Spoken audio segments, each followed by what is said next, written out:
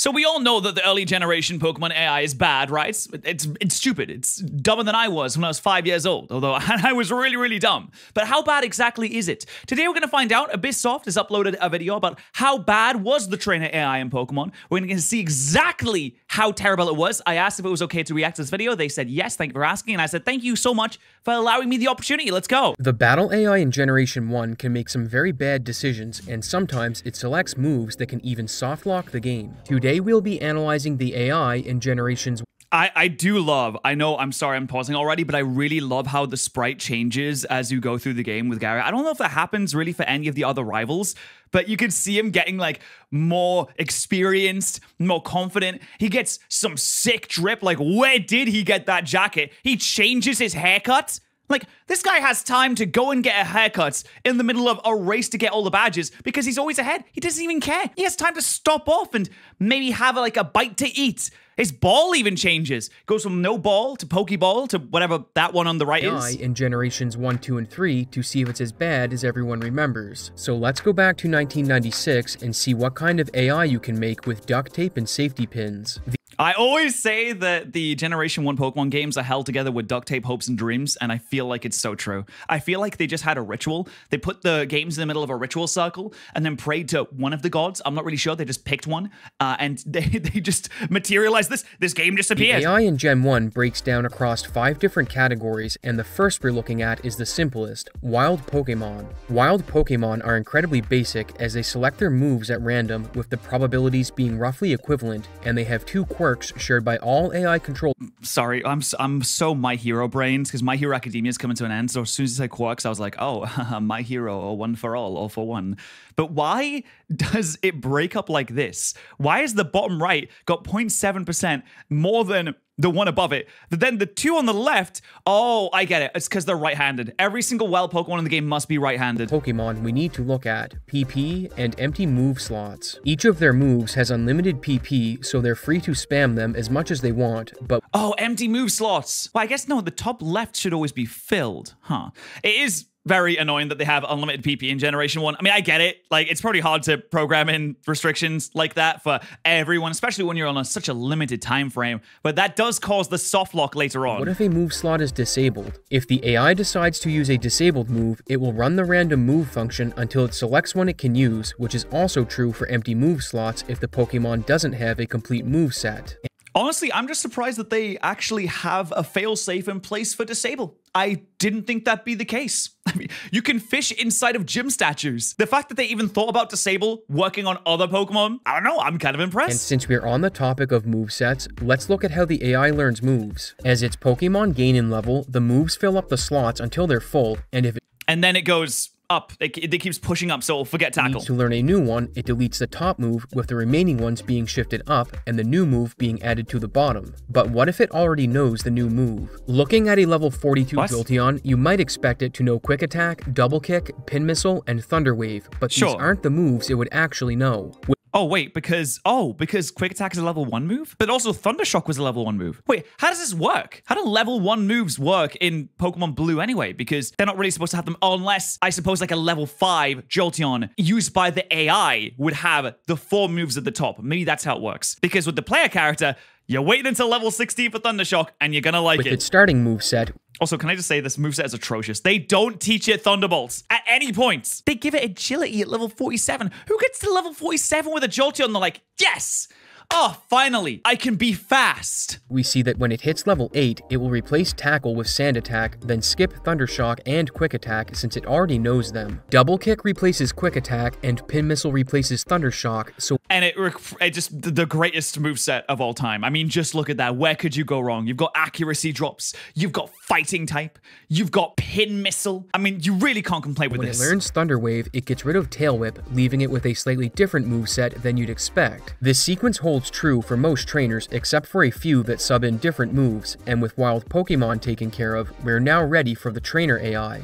It's crazy that they gave Machamp Fisher in Generation 1. That's what they were thinking. What were they doing in that office? They're like, yeah, they had a meeting about this, right? They had to have a meeting about this. That's how you develop games. Trainer AI makes up the remaining 4 categories, so let's start at the beginning with Category 1 trainers. Much like wild Pokemon, these trainers will select, otherwise known as the fodder, the red shirts, their moves at random, but they do have the extra ability to not use a move if it would be redundant. So if your Pokemon is already paralyzed, the enemy Pikachu won't choose to use Thunder Wave again. This brings us to Category 2 trainers who... Do they still use moves that you're immune to? Like, would it use Body Slam on a ghost type? Interesting feature where they check out this video's sponsor, HelloFresh. God damn it, that was a really good transition. Ever stared... All right, scan the QR code. It's right there. Bam, there's your QR code. Having fun. Not knowing what to make for dinner? Try HelloFresh and choose from over 30 calorie-smart or protein-smart recipes that come packed with fresh ingredients right to your doorstep. That's so good. I mean, I genuinely have used HelloFresh a ton. I really want them to sponsor me so I can get,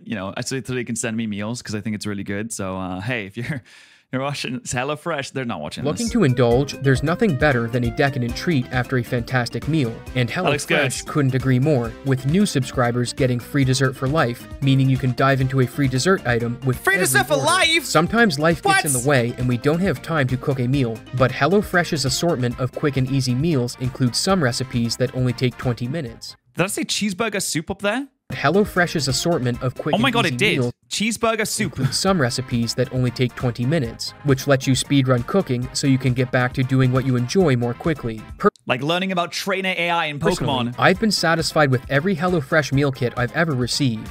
Honestly, I also have, except one time they forgot the garlic, and I was pretty sad about that. And to enjoy America's #1 meal kit yourself, click the link in the description or use my code and get 10 free meals plus free dessert for life while subscription is active. And with I should do it. Let's get back to the battle AI in Pokemon.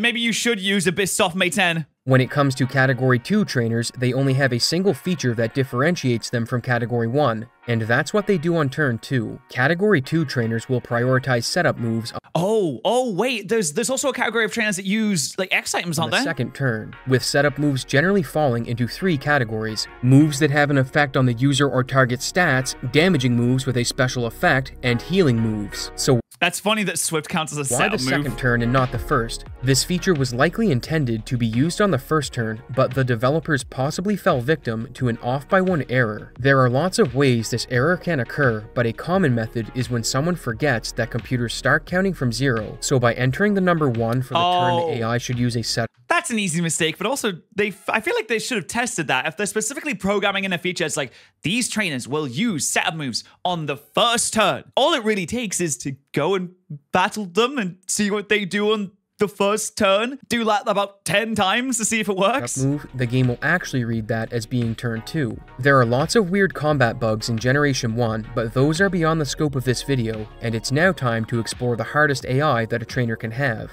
My favorite bug is the fact that Dire Hit does not increase your critical hit ratio, but it actually decreases it, so you won't get one if you use it. It's really funny. Category 3. These trainers prefer to use moves that are super effective and avoid moves that aren't very effective. Oh, that's interesting. Wait. So we got some weird trainers here. Obviously, we have the ace trainers, like the strong ones, the ones with whips for some reason, I guess because animal abuse. And then we have burglars that are supposedly very good. Fishermen are good. Fishermen are better than gentlemen, even though I feel like the gentlemen would be more experienced. And then there's the psychics over here, but then there's the swimmers. The creepy swimmers, the Speedo people, Speedo man over here. This is better. And then I guess this guy at the end. This guy at the end is always the hardest. Sprite, he just looks so cool. But this doesn't come without its own bugs and problems. In the any % glitchless speedrun, Nidoking is the preferred Mon with a typing of poison and ground, but when you get to Lance, his Dragonair will do something funny. The AI sees it has a move which is super effective against Nidoking, but there's a problem. The move is agility, which deals no damage. I feel like an easy way to fix this is to only allow the super effective AI to kick in where it's like, oh my god, super effective move, I'm so hyped, this is so exciting. Can't wait to use it.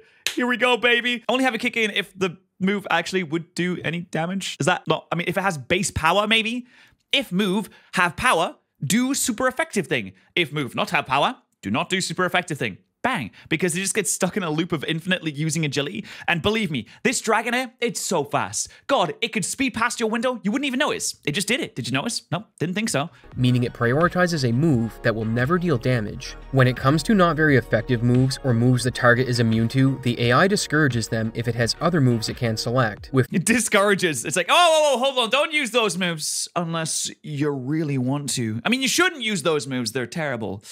But if you have to, like, don't let me get in the way. I'm just trying to help you out. It's more of a suggestion, not a demand. These alternatives existing in a hierarchy. Super Fang is at the top since it always deals half of the target's remaining HP, then come moves with a set damage followed by Fly, and it ends with moves of a different type, even if those are also not very effective or would have no effect. In the spirit of Gen 1, no trainer AI is complete without a bug, and Category 3...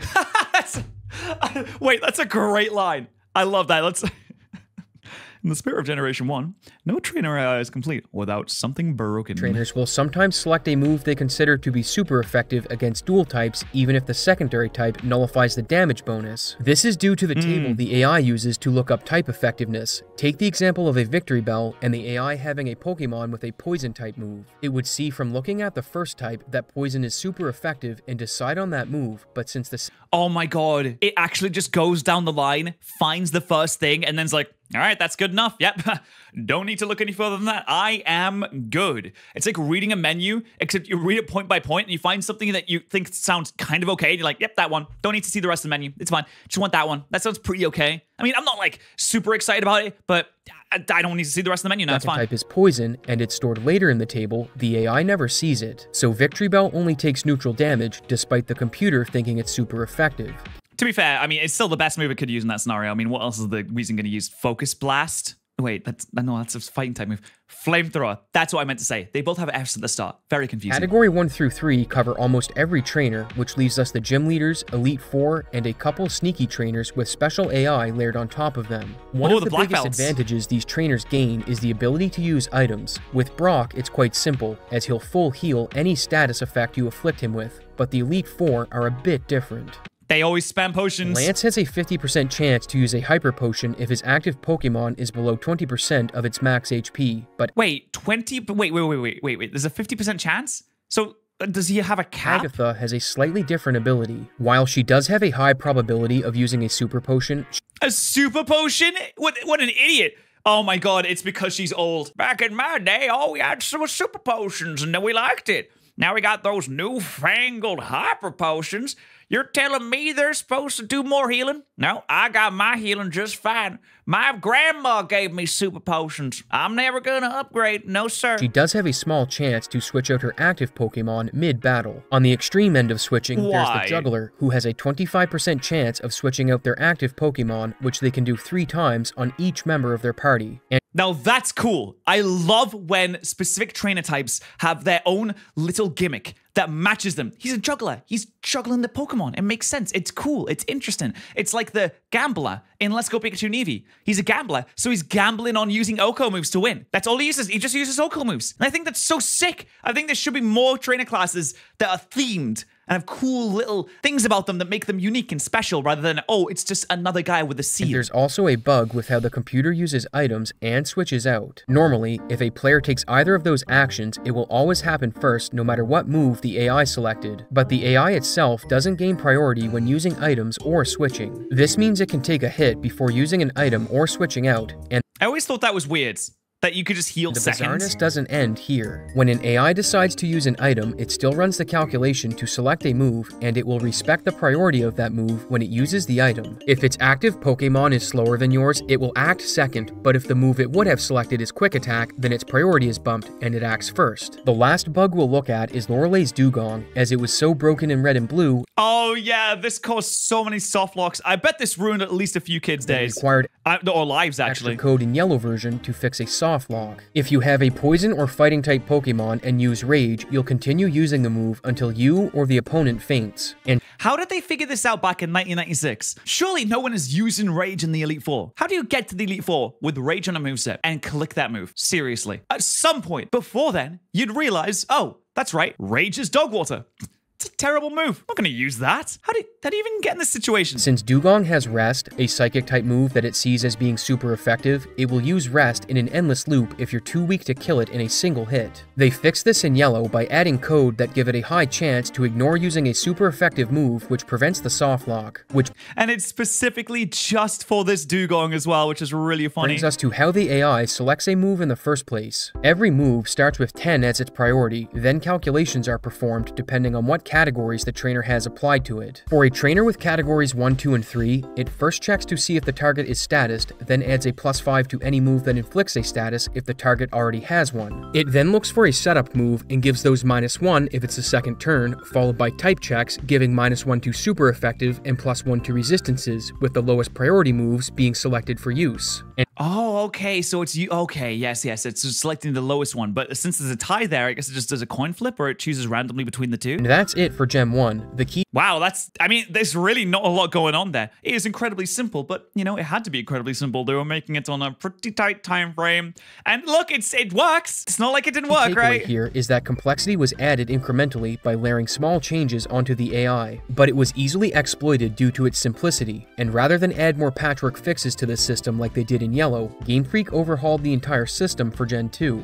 I think they kind of had to, because the system they had in place was really not that great. The first thing they did was fix the priority issue when the AI tried to switch Pokemon or use items, so they'll no longer take a hit when selecting those actions, but the biggest change by far is the battle system. For Gen 2, they took the idea of layering features on top of trainer AI and turned it into a customization machine. All trainers now share a basic AI, and to give them different battle strategies, developers drag and drop other layers onto them that alter their behavior. In total, there are 10 different. This is cool. I love how behaviors work in video games. I know there's behaviors that in like Oblivion, there are certain things that you can assign to certain NPCs that will make them do certain things. Like if a fight breaks out, some people will run away. Some people will try and fight back. Some people will try and alert the guards and do different things like that. And use different spells. I know this is separate from Pokemon, but the same idea applies of, even though it's not a very complicated AI, you can make it seem more complicated than it actually is by just adding a few different behaviors that differentiate based on the characters, and you can also layer different abilities or behaviors on top of each other, so everyone seems a little bit unique in the way that they battle and layers stuff. A trainer can have, and the Smart layer breaks down into 65 different sub-layers that activate if the AI has certain moves. But before we get to those, we need to look. I love how there's just a smart option. Like, oh yeah, this guy's not smart. At the basic AI. Wild Pokemon and twins will select moves at random, but for every other. Because they haven't got a clue what they're doing. They're stupid, dumb kids. The trainer, the root of their decision-making stems from the basic layer. It works by assigning priority scores to moves, with each move having a base score of 20. It then gives +10 to any status move if the target is already statused, then finishes by giving +10 to any move with a special effect that won't do anything, or will have a bad outcome. So it won't heal if it's full HP, and won't use sleep talk if it's awake. The basic layer can be summarized as trying to eliminate redundancy, but on its own, it doesn't add a lot of complexity to the AI. To achieve that, the developers add layers that run on top of the basic layer. Okay, so set of status. So status will prioritize getting status ailments on you. Aggressive will probably just prioritize the, just damaging moves. That give trainers. Risky is, I wonder what risky would do. Flavor and capability. Maybe use recoil moves? Do recoil moves or switch out more? I'm not sure. To see how this works, let's look at two examples, the Bug Catcher and a Boss Trainer. The Bug Catcher has 2 additional layers above basic, setup and status with setup? Oh, because it's using string shot. Okay, no, this makes sense. Running through the checks of each layer before selecting a move. Let's say the AI enters a battle with Butterfree using this moveset, and its opponent is a Wait, Butterfree gets swagger? Who let Butterfree have swagger? Haunter. Given that Haunter doesn't have a status, the basic layer doesn't discourage the use of Poison Powder, and it won't adjust any of the other moves. Oh, but wait, it doesn't have the types layer, so it could just tackle, and it's not going to use Psybeam even though it's super effective because it doesn't have the types layer or the smart layer. Then runs through the setup layer where it has a 50% chance to give -2 for stat up moves and a 50% chance to -2 stat down moves while on the first turn. Oh wow, so it just gives a random chance as well. Otherwise, it has an 88% chance to discourage stat moves. The status layer is applied next, where it gives +10 to any move that won't affect the player due to typing, so it gives +10 to tackle and Poison Powder. Oh, wow, that's due to typing? Oh, that's interesting.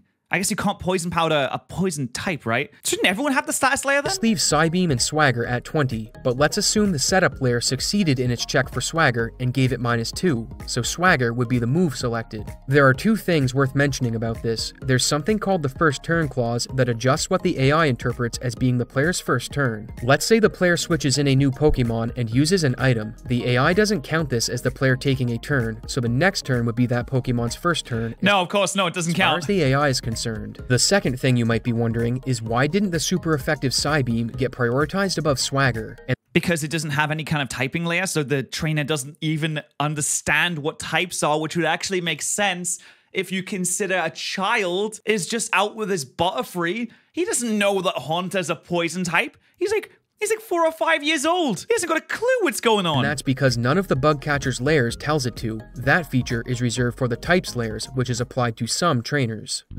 Yeah, but it also makes sense within the lore that a child wouldn't be able to do it too. That's actually really cool. Brings us to boss trainers who have 6 layers stacked on top of the basic layer. Whoa, okay. These we covered with the bug catcher, so let's look at the others. The cautious layer tells it to discourage moves with residual effects after the enemy's first turn, with the first turn clause being in play, with moves like Leech Seed, Poison Powder, and Mist falling into this category. Oh yeah, don't use Mist. Jesus Christ, don't use Mist. Why would anyone use Mist? Why? No one clicks Mist. The aggressive layer slightly discourages damaging moves except for the one that deals the most, with 2 caveats. It won't adjust the priority of moves that deal no or variable damage, and it won't adjust reckless moves either, with these types of moves falling under the reckless category.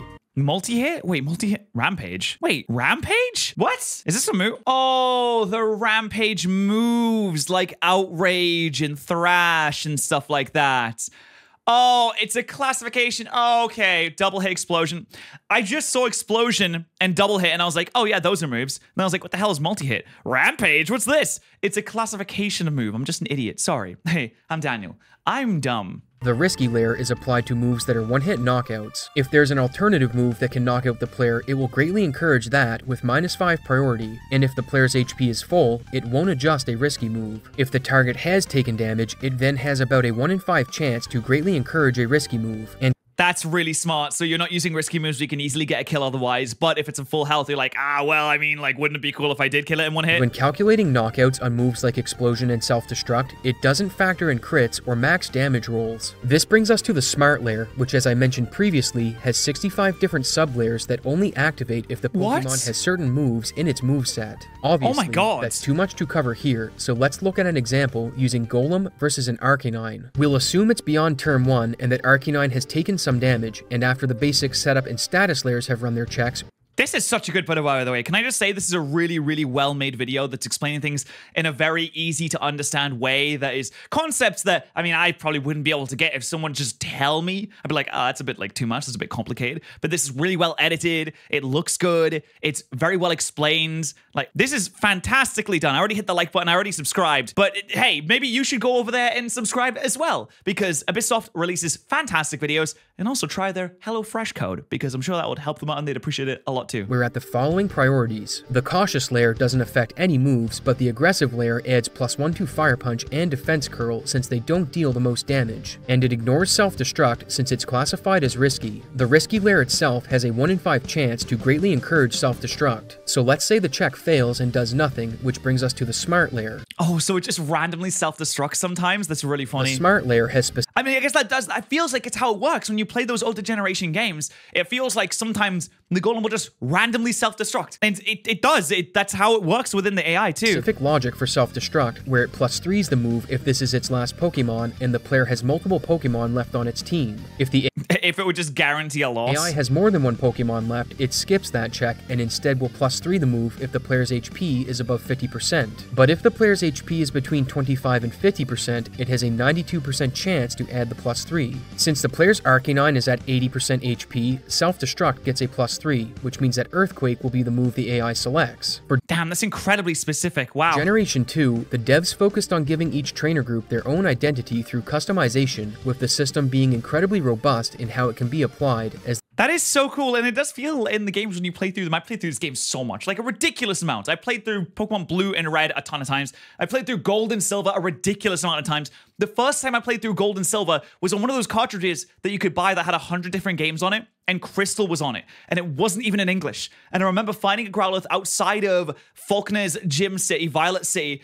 and I've been playing since then. I've been playing these games since 1999. And I've just now come to the realization that you can really feel the difference in the way that some of the trainers actually battle you. They no longer had to worry about making patch fixes to bad AI habits, as they could just remove problematic layer combinations from a trainer to eliminate undesired behavior. However, just like they took their favorite part of Generation 1's AI and built the system entirely around layering, they did the same thing for Gen 3, eliminating the layer system and creating a smart AI for all trainers that Oh my god, that's a lot. works based on the moveset they have. All trainers now run off of a smart AI, and aside from move selection, it had a lot of functionality added around switching Pokemon out mid-battle and after a KO. In the event of a knockout, it will look for Pokemon with types that are super effective against the player, and then D-rank types that it's immune to or that it resists. Mid-battle switch-outs, on the other hand, occur in specific situations, so if its active Pokemon has a Patterrz count of 1, or the player has the Wonder Guard ability and it lacks a super effective move, it will look for a switch out. This helps the AI survive in bad situations, similar to how a human would play.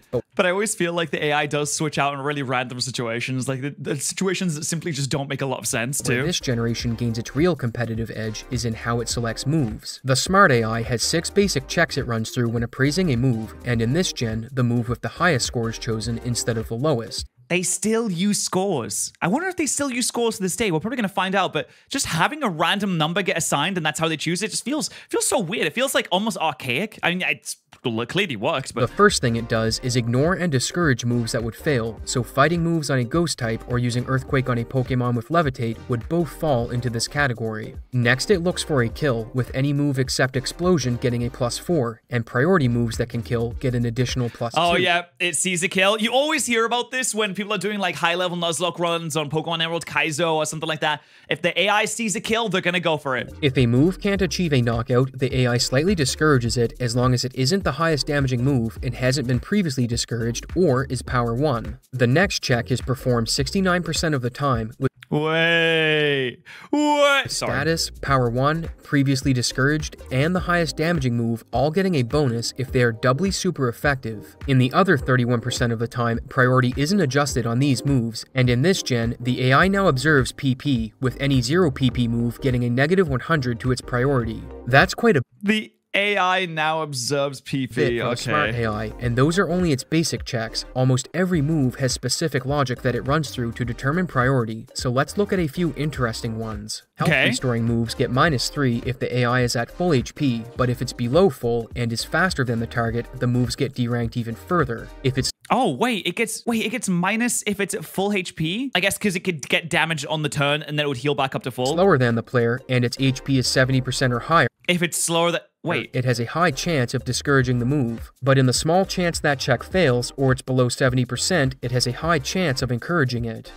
Oh wait, are we going with the highest number now? Sorry, I'm an idiot. I thought it was still going with the lowest number. Moves that provide a turn of invulnerability are quite interesting, as the AI will watch what moves your Pokemon uses and remember them. So if it knows your Pokemon has Protect or Detect, it will give these moves -1 and not run the additional checks. Really? Okay. That's interesting. I didn't think they were that smart. I know the #1 way to beat slacking is just to spam Protect, because what can slacking do about Protect? Absolutely now. However, Norman is raging. He's pissing himself and crying when he sees Protect. He's so mad. You think that someone just uploaded a guide online about how to beat all the gym leaders? It's like, yeah, I just went to Norman's gym and he used Protect and it's like really easy. He's actually kind of like super bad and stuff. And then Norman gets fired because he's not doing a good enough job as a gym leader.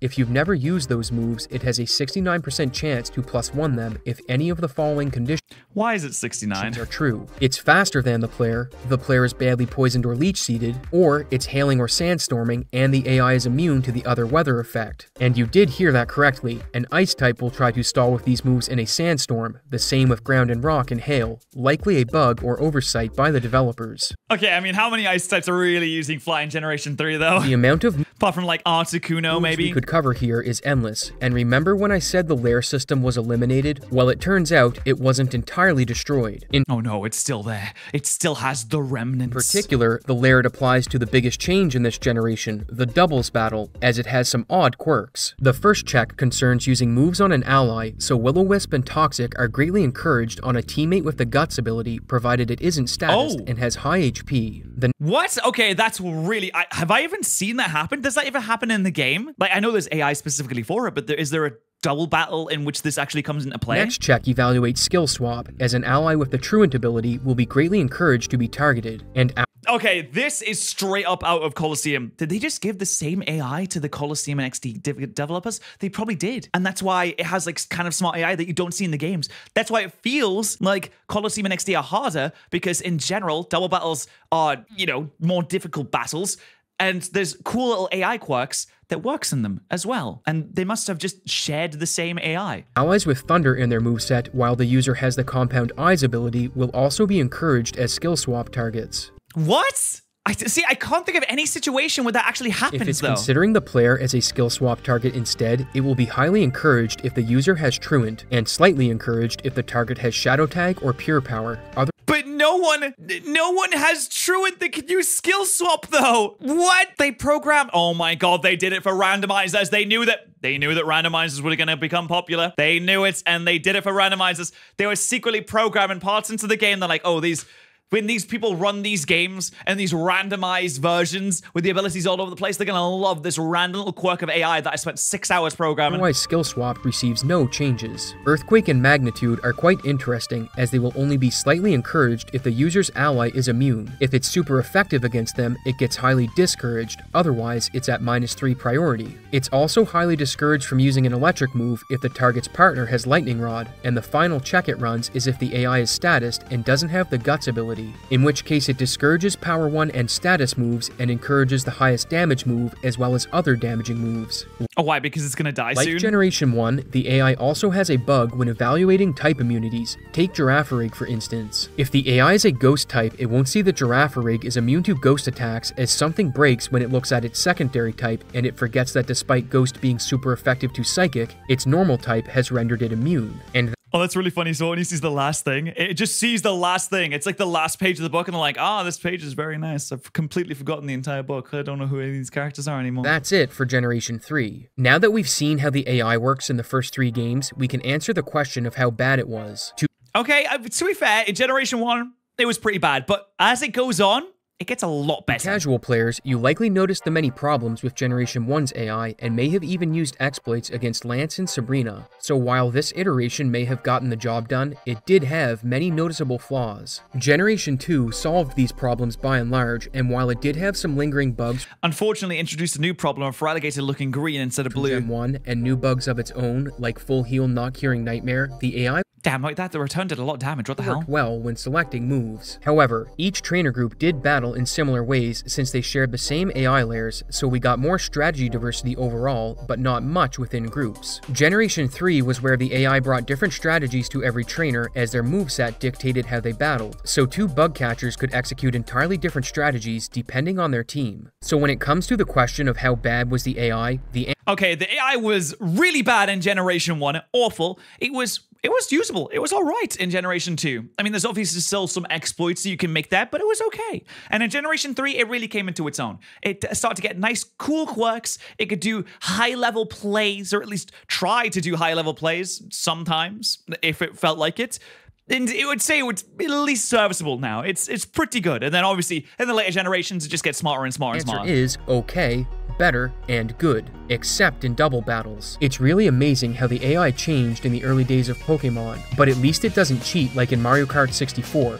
Thanks for watching, and I hope to see you in the next exciting episode. Mario Kart 64 cheats? What's going on? Oh, why are the Mario Kart 64 why are they so fast? Hey, well, maybe that's a video you should go and check out next. I'll leave Abysssoft's channel in the description, of course, as per usual. My Gamer Subs link will also be down there if you want to get money off delicious beverages, caffeine or caffeine-free, less than $1 per serving with international shipping. Then you should do that. And if you want to see more of my dumb face, then you can always subscribe here as well.